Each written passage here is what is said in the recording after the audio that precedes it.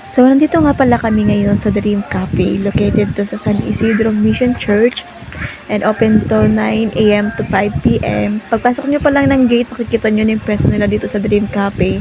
Meron silang mga tindang ice cream, may mga iced coffee, maraming sandwiches and fries. Tapos yung in-order pala namin is yung mango graham kasi gusto ko sana kape kasi alam nyo na ba ako mag-palpitate. Tapos yun ang mango graham, tapos yung ham and cheese na sandwich, tapos yung french fries. Yung mango grahams para sa akin, sakto lang yung lasa niya, sakto lang yung tamis, hindi matabang. Basta sa panlasa ko, pasok siya. Tapos yung sa french fries naman, sakto lang din yung lutong niya.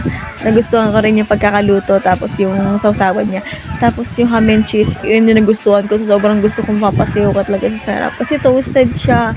Tapos, first time ko lang kumain ng ham and cheese kasi di ako sanay na may ham, puro cheese lang. Kaya, para sa akin, 11/10 to. Ang sarap pala niya. Tapos, ito na ang babaitan na to. Kami kay busy-busy kumain siya. Busy-busy mag-lipstick. Manang-mana talaga sa pinagmanahan. Tapos na pala kami kumain dyan. Ayun, may natirang isa Pilipino talaga. Sabi, kakainin ko yan kasi sayang naman. Magkano din yan. Tapos, ayun na nga, mag-retouch mo tayo kasi nabura yung lipstick. Sabi, ito na nga nag-aayalot sa playground. Sabi ko, mamaya na. Picture muna kami.